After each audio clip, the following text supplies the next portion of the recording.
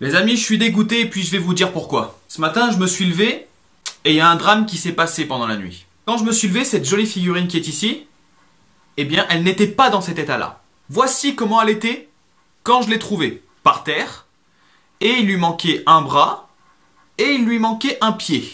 Et malencontreusement, eh ben, le pied, il ne tient plus, et le bras, il tient un coup sur deux.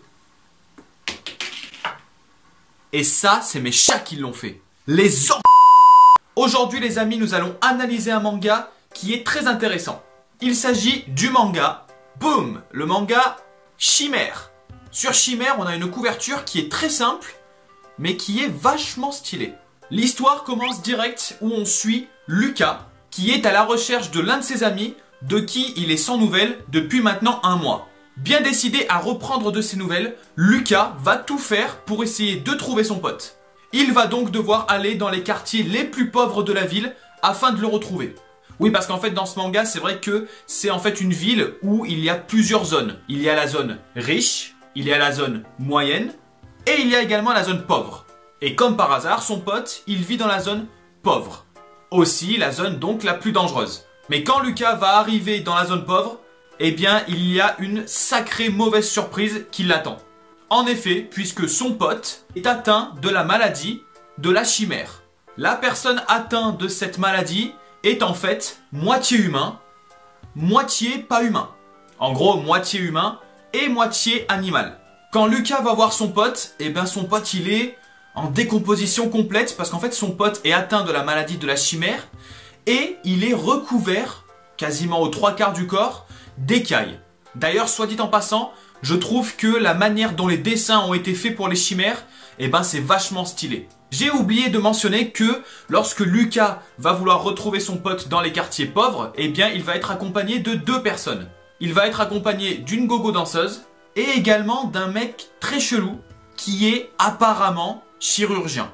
Ou en tout cas au moins docteur. Voilà comment va débuter cette histoire et donc Lucas, avec l'aide de ses 2 nouveaux amis, même si c'est pas vraiment des potes, eh bien ils vont essayer de trouver un remède pour lutter contre cette maladie. On apprendra plus tard dans le tome que cette maladie, elle ne touche que les personnes qui habitent dans le quartier pauvre. Donc déjà, au niveau du scénario, eh bien j'avoue que ça m'a bien plu. Concernant les personnages, alors là en fait j'ai été choqué. Parce que là je vous ai beaucoup parlé de Lucas qui était à la recherche de son pote. Il se trouve que Lucas en fait ce n'est pas le personnage principal de cette histoire. En effet, le personnage principal de cette histoire, c'est le médecin qui est peut-être censé aider ceux qui sont atteints de cette maladie. Et d'ailleurs, le personnage principal qui s'appelle Takaomi, putain, il a vachement la classe. Le mec, il a vraiment l'attitude badass, quoi. Et voilà, j'adore. Concernant la gogo danseuse, faut avouer qu'elle est plutôt stylée aussi. Et puis elle a une jupe qui est vachement courte. Et ça, c'est bon. Donc dans ce premier tome, nous allons suivre nos personnages principaux qui vont essayer de trouver un remède donc à cette maladie. Et puis c'est vrai qu'on a toujours la surprise. Quel personnage est atteint de la maladie? Et donc quel personnage peut se transformer entre guillemets en différents animaux? Parce que oui, il faut mentionner qu'il y a différents stades en fait de la maladie. Il y a la personne qui va pouvoir contrôler sa transformation. Il y a la personne qui va pouvoir la contrôler mais seulement de moitié. Et il y a également celle qui ne contrôle rien du tout. C'est le cas d'ailleurs du pote à Lucas. Donc pour les dessins, comme je vous l'ai dit, c'est des dessins qui sont assez jolis. Et surtout lors des phases de combat et lors des phases de transformation où on voit la chimère. Franchement ça, j'insiste bien là-dessus, mais j'y trouve vachement cool. Et également j'insiste aussi sur le personnage principal. Putain, il est trop stylé. Donc moi, je dois vous l'avouer, ce manga a été une agréable surprise. J'en attendais pas grand chose et au final, la qualité, elle est là. Une très très bonne surprise et une très très bonne lecture. Et puis surtout, je dois vous l'avouer, j'avais une assez mauvaise expérience du mot chimère. Puisque moi, l'une des dernières chimères que j'ai vues, c'est Nina dans Fullmetal Alchemist.